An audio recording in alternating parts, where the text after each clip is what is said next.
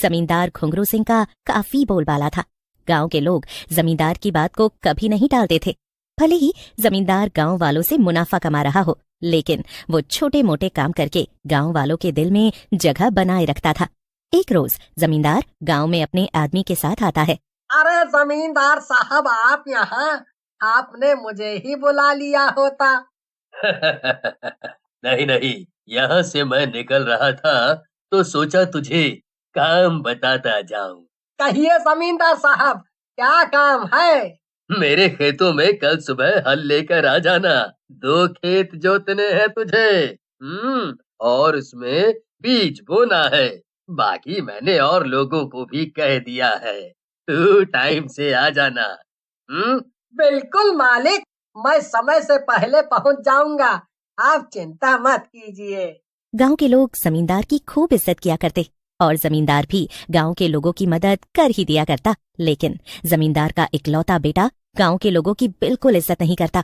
गांव के लोग भी जमींदार के बेटे को ना तो मुंह लगाते और ना ही उससे कोई कुछ कहता, क्योंकि वो पूरी तरह से बिगड़ैल था। एक रोज जमींदार के बेटे रंजीत को गांव की सुमित्रा की बेटी सुषमा के साथ गांव की ही कलावती देख लेती है और वो ये बात सुमित्रा से आकर कहती है, हरिओ सुमित्रा, कैसी है तू? कई दिनों से तू आई नहीं, तो सोचा मैं ही मिल लूं तुझसे।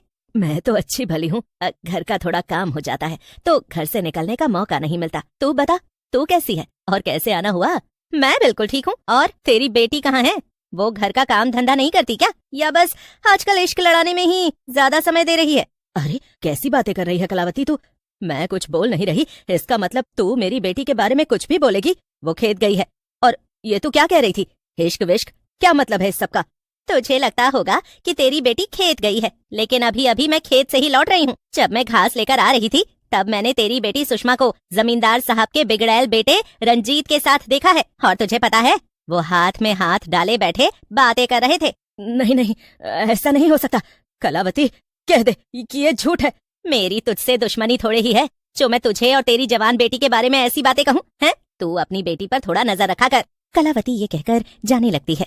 तभी वहाँ सुषमा आ जाती है और अपनी माँ से कहती है, माँ, आप रो क्यों रही है?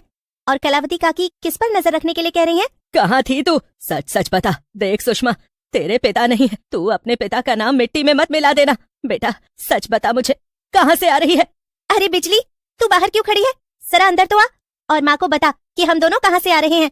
काकी, हम तो घर से आ रहे हैं और मैंने इसे अपने घर रोक लिया था। आज माँ ने अच्छा खाना बनाया था तो सोचा कि सुषमा को भी खिला दूं।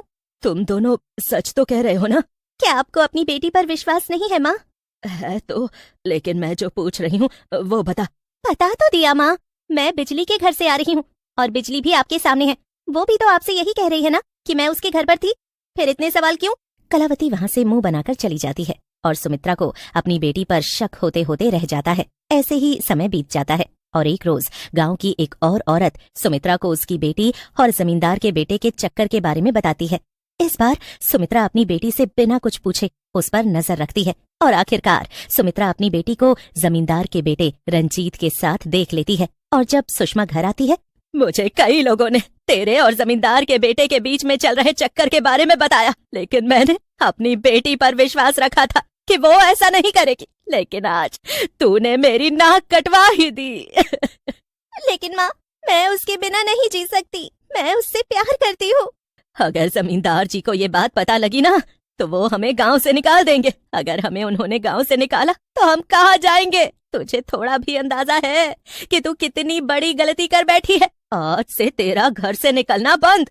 सुमित्रा अब कई दिनों तक अपनी बेटी को घर से निकलने नहीं देती और करीब 1 महीना बीत जाता है और एक रोज सुषमा की तबीयत जब उसे गांव के वैद्य के पास ले जाया जाता है तो गांव के वैद्य जी की हैरानी का ठिकाना नहीं रहता।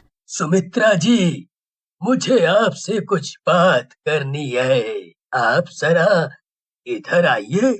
वैद्य जी अब सुमित्रा को बताते हैं कि सुषमा माँ बनने वाली है। तो ये सुनते ही सुमित्रा के पैरों तले जमीन खिसक जाती है और वो दहाड़े मारकर रोने लगती है। लेकिन सुमित्रा वैद्य जी के सामने हाथ जोड़कर वैद्य जी से विनती करती है, मुझे नहीं पता था कि मेरी बेटी ऐसा गलत काम करेगी।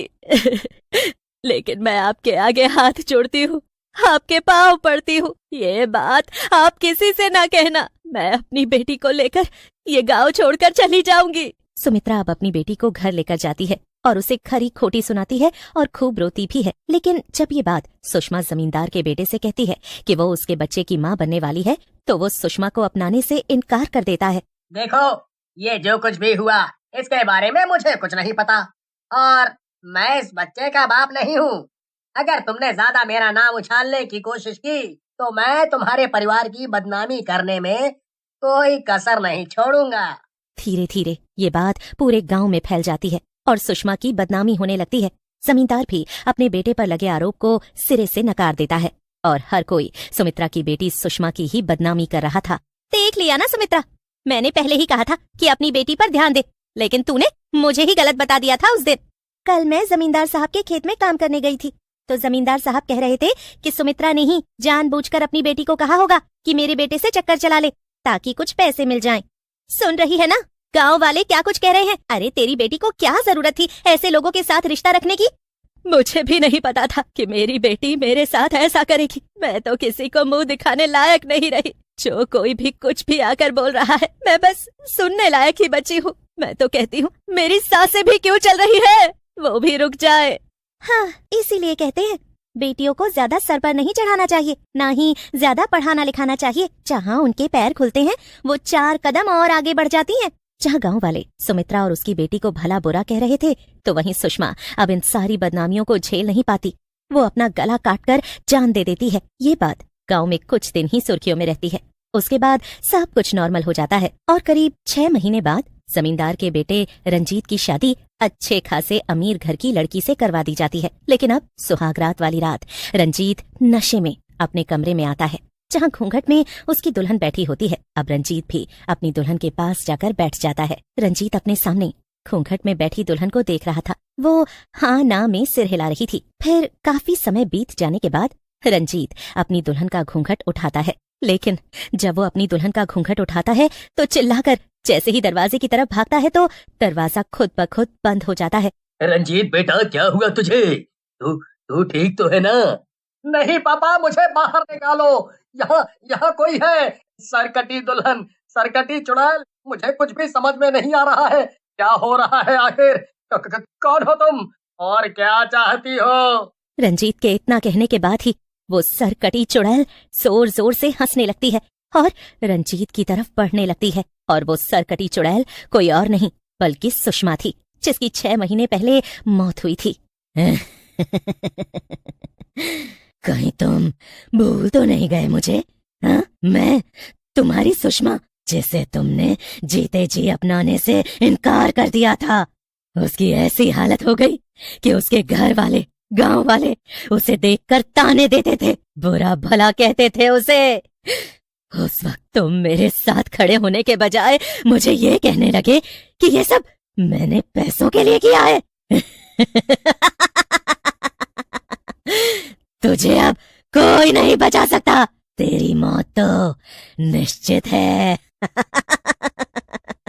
कुछ देर तड़पने के बाद रंजीत की जान जा चुकी थी और उस वक्त जमींदार और उसके लोग दरवाजा तोड़कर जब कमरे में पहुंचते हैं और रंजीत का शरीर उसके हाथों में है जिसका वो गला दबा चुकी थी, देखते ही देखते वो चुड़ैल वहां से गायब हो जाती है और जमींदार अपना सर पीटता रह जाता है। और ये हादसा सारे गांव में फैल चुका था। हर कोई